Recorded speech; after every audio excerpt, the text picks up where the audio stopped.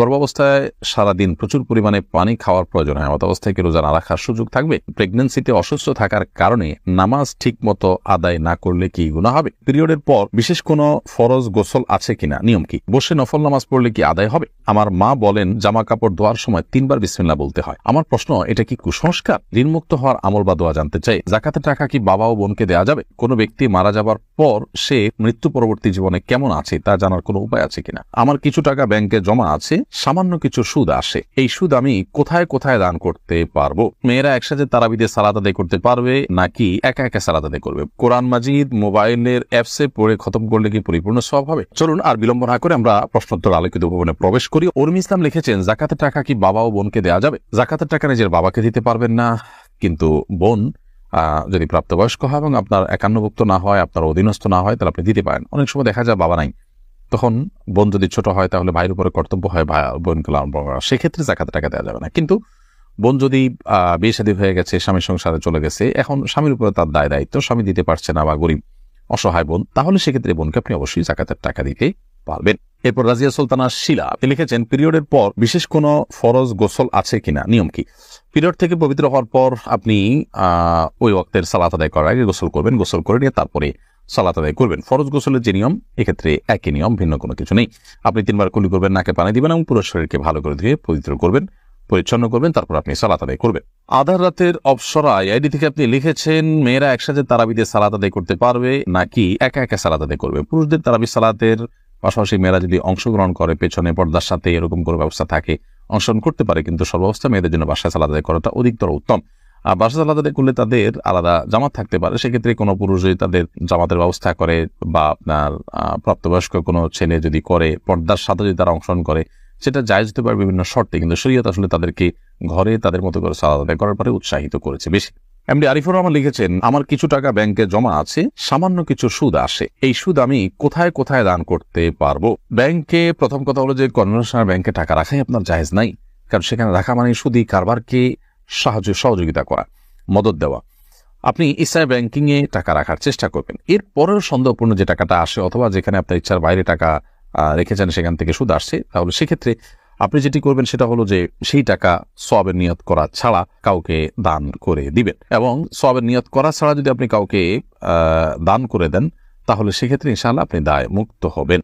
সঞ্জিদা ইয়াসমিন লিখেছেন, কোনো ব্যক্তি মারা যাবার পর সে মৃত্যু পরবর্তী জীবনে কেমন আছে তা জানার কোনো উপায় আছে কিনা? আমরা মৃত্যু পরবর্তী জীবনে যখন চলে যাই সেটাকে বলা হয় আলামুল গায়ব বা অদৃশ্যের জগৎ। সেটি ব্যাপারে আমাদের জানবার বা নিশ্চিত হওয়ার কোনো সুযোগ নেই যে তারা কেমন আছেন, কোনো উপায় নেই। আল্লাহ সুবহানাহু ওয়া তাআলা অনেক সময় আমাদেরকে বিভিন্ন ইন্ডিকেট দিয়ে থাকেন শব্দের মাধ্যমে, তখন সেগুলো থেকে আমরা বিভিন্ন ধারণা নিতে পারি, কিন্তু নিশ্চিত কোনো কিছু আসলে বলার কোনো সুযোগ নেই। এমডি শাহরিয়ার সাজিদ আপনি লিখেছেন, আমার মা বলেন জামা কাপড় ধোয়ার সময় 3 বার বিসমিল্লাহ বলতে হয়। আমার প্রশ্ন, এটা কি কুসংস্কার? জামা কাপড় ধোয়ার সময় বিসমিল্লাহ বলা কুসংস্কার এ অর্থে নয় যে যে কোনো ভালো কাজ করার শুরুতে আমরা বিসমিল্লাহ পাঠ করব। অতএব জামা কাপড় ধোয়া, একটা অপবিত্র কাপড়কে পবিত্র করা, অপরিচ্ছন্ন কাপড়কে পরিচ্ছন্ন করা, এটা অবশ্যই ভালো কাজ। অতএব এটা শুরুতে বিসমিল্লাহ বলাটা সে অর্থে ঠিক আছে, যে কোনো ভালো কাজে শুরুতে বিসমিল্লাহ বলার অর্থে ঠিক আছে। সেক্ষেত্রে 3 বার আপনি যে কোনো নাপাক কাপড় যদি হয় তাহলে নাপাক কাপড়কে ধোয়ার জন্য হয় নাপাক, দৃশ্যমান নাপাক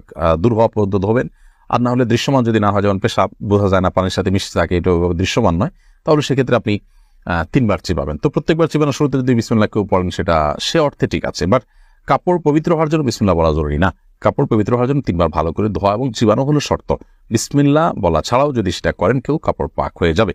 অতএব আপনার মায়ের বিসমিল্লাহ বলাটা যদি ভালো কাজের শুরুতে বিসমিল্লাহ বলার অংশ হিসাবে হয় ঠিক আছে, কাপড় ধোয়ার অংশ হিসাবে যদি হয় তাহলে সেটা আবশ্যক না বিসমিল্লাহ বলাটি।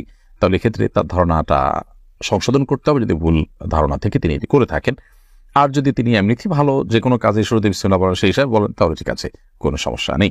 মানিক সাহেব এআইডি থেকে আপনি লিখেছেন, কোরআন মাজিদ মোবাইলের অ্যাপসে পড়ে খতম করলে কি পরিপূর্ণ সওয়াব হবে? আপনি কোরআনে কারীম যে কোনো কিছু থেকে দেখে তেলাওয়াত করেন না কেন, ইনশাআল্লাহ বিদিন আপনি সওয়াব পাবেন। অতএব আপনি কাগজের প্রিন্টেড কোরআন পড়েন কিংবা আপনার সফট কপি পড়ে কোরআন তেলাওয়াত করেন, যেভাবে হোক কোরআন তেলাওয়াত আপনি করলে ইনশাআল্লাহ সওয়াব পাবেন। বিধায় মোবাইলের স্ক্রিন থেকে পুরো কোরআন দেখে তেলাওয়াত করে শেষ করলে, খতম করলে ইনশাআল্লাহ বিদিনিল্লাহ আপনি পরিপূর্ণ তেলাওয়াতের সওয়াব লাভ করবেন। রবিন এআইডি থেকে আপনি লিখেছেন, ঋণমুক্ত হওয়ার আমল বা দোয়া জানতে চাই। ঋণমুক্ত হওয়ার জন্য আপনার সাধ্যের সবটুকু দিয়ে ঋণ পরিশোধের চেষ্টা করা উচিত। এর জন্য স্থাবর অস্থাবর সম্পত্তি বিক্রি করে হলেও ঋণ পরিশোধের উদ্যোগী হতে হবে আপনাকে। পাশাপাশি আল্লাহ সুবহানাহু ওয়া তাআলার কাছে নানাবিধ দোয়া করতে পারেন। এই পুরুষদের জন্য অনেকগুলো দোয়া আছে। আল্লাহুম্মা কাশিফাল হাম, লম্বা একটা দোয়া আছে, সেটা পড়তে পারেন। আল্লাহুম্মা কফিনি বিহালালিকা আন হারামিকা ওয়া আগনিনি বিফদলিকা আম্মান সিওয়াক, এটা পড়তে পারেন। আল্লাহুম্মা কফিনি বিহালালিকা আন হারামিক, আল্লাহ হারাম এর স্থলে পরিবর্তে আমাকে হালাল দিয়ে আপনি যথেষ্ট করে দিন। ওয়া আগনিনি বিফদলিকা আম্মান সিওয়াক, এবং আপনার অনুগ্রহ দ্বারা আপনি ছাড়া অন্য কারোর মুখাপেক্ষিতা থেকে আপনি আমাকে হেফাজত করুন। এই সমস্ত দোয়ার মাধ্যমে ইনশাআল্লাহ আপনি আল্লাহ তাআলার কাছে ঋণ মুক্তির চেষ্টা করতে পারেন। জান্নাতুল আলী এডি থেকে আপনি লিখেছেন, প্রেগন্যান্সিতে অসুস্থ থাকার কারণে নামাজ ঠিক মতো আদায় না করলে কি গুনাহ হবে? দেখুন, আমাদের অনেকেই প্রেগন্যান্সির সময়টাতে আমরা অনেক মা বোন আছেন যে তারা সালাত ঠিক মতো আদায় করতে পারেন না, অর্থাৎ রুকু সিজদা করতে অসুবিধা হয়, কষ্ট হয়, পড়ে যাওয়ার আশঙ্কা থাকে। এরকম যদি হয় তাহলে সেক্ষেত্রে তারা বসে চেয়ার ইত্যাদির সাহায্য নিয়ে সালাত আদায় করলে সালাত আদায় হয়ে যাবে। কিন্তু সামান্য একটা ঠুনকো অজুহাতের ভিত্তিতে একটু হালকা ভয় আছে, এটার উপর ভিত্তি করে সালাত বসে বসে পাওয়ার সুযোগ না, সালাত তো ছাড়ার কোনো সুযোগই নেই, যে কোনো অবস্থাতে সালাত আদায় করতে হবে। আসমা আক্তার লিখেছেন, বসে নফল নামাজ পড়লে কি আদায় হবে? নফল সালাত যদি কেউ বসে সালাত আদায় করেন আদায় হয়ে যাবে। ফরজ সালাত, ওয়াজিব সালাত যেরকম দাঁড়িয়ে আদায় করা ফরজ, নফল সালাতটাতে ছাড় আছে। কেউ চাইলে শরীর খারাপ লাগছে, ভালো লাগছে না, তিনি বসে পড়বেন, বসে পড়তে পারেন, সুযোগ আছে। তবে বসে পড়লে তিনি সওয়াব কম পাবেন, দাঁড়িয়ে পড়লে সওয়াবটা বেশি পাবেন। সো নফল সালাতে দাঁড়িয়ে বসে দুইভাবে সালাতে করবার সুযোগ থাকলেও দাঁড়িয়ে পড়াটা অবশ্যই উত্তম এবং অধিকতর সওয়াবের। মাহদি ইবনে HM সরওয়ার আপনি লিখেছেন, স্ত্রীকে তালাক দিবে বলে কসম করলে এ থেকে বাঁচতে করণীয় কি? স্ত্রীকে তালাক দিবেন, আপনি শপথ করেছেন, কিন্তু পরবর্তীতে স্ত্রীকে আপনি তালাক দেননি, তাহলে শপথ ভঙ্গ হয়েছে। এরপর আপনি শপথ ভঙ্গের কাফারা দিয়ে দিবেন, তাতে স্ত্রী তালাক হবে না এবং আপনিও দায়মুক্ত হয়ে যাবেন।